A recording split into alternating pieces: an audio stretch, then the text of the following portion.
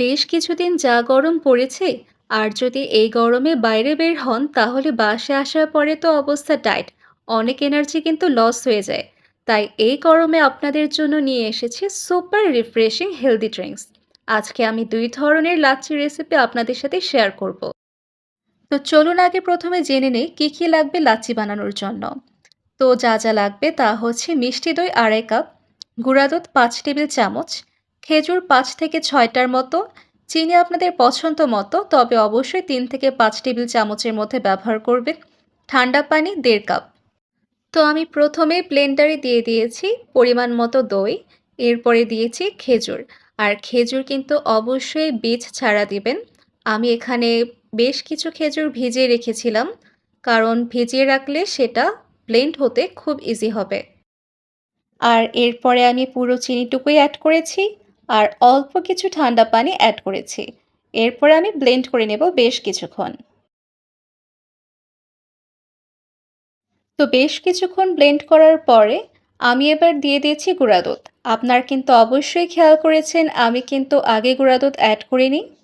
আর গুঁড়া দুধের সাথে কিন্তু আমি বাকি পানিটুকুও এখানে অ্যাড করেছি। এবার আবারও ব্লেন্ড করছি। আর অবশ্যই ততক্ষণ পর্যন্ত ব্লেন্ড করবেন যতক্ষণ না সব কিছু পুরোপুরি মিক্স হয়ে যায়।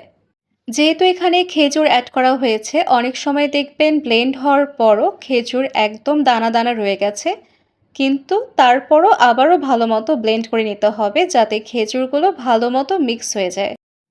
তো আপনারা দেখতেই পাচ্ছেন কতটা সফট আর ক্রিমি একটা টেক্সচার এসেছে। পারফেক্ট লাচ্ছি হওয়ার জন্য আপনাদের সাথে একটা ছোট্ট টিপস শেয়ার করি, সেটা হচ্ছে লাচ্ছি যদি বেশি ঘন হয়ে যায় তাহলে একটু পানি বাড়িয়ে দেবেন, আর যদি বেশি পাতলা হয়ে যায় তাহলে 1 চামচ গুঁড়া দুধ ব্যবহার করবেন। তো আমার ক্লাসিক লাচ্ছি কিন্তু একদম রেডি হয়ে গেছে। এবার আরেক ধরনের লাচ্ছি বানানোর পালা। তবে এই লাচ্ছি বানানোর জন্য কিন্তু আপনাকে এক্সট্রা কোনো কাজ করতে হচ্ছে না, শুধু 1 চামচ রুহ আফজা অ্যাড করলেই হয়ে যাবে। আমি গ্লাসের মধ্যে অর্ধেক লাচ্ছি ঢেলে সেটার মধ্যে রুহ আফজা অ্যাড করেছি, এবং বাকি অর্ধেক লাচ্ছি আবার পরে অ্যাড করে দিয়েছি। তো আমি ডেকোরেশন সুন্দর করার জন্য ওপর থেকে কিছু চেরির স্লাইস সুন্দর করে ছড়িয়ে দিয়েছি যাতে করে দেখতে একটু সুন্দর লাগে। আর ক্লাসিক লাচ্ছির ওপরে আমি ডেকোরেশনের জন্য দিয়েছি ছোট্ট একটা পুদিনা পাতা। তো ব্যাস, আমার রেস্টুরেন্ট স্টাইলে লাচ্ছি বানানো কিন্তু একদম রেডি। আর দেখতেই পাচ্ছেন আমার লাচ্ছি কিন্তু একদম পারফেক্ট হয়েছে, আর খেতে কিন্তু খুবই মজা হয়েছে। তো আপনাদের কোন স্টাইলের লাচ্ছি সবচেয়ে বেশি ভালো লেগেছে কমেন্টে কিন্তু অবশ্যই জানাবেন।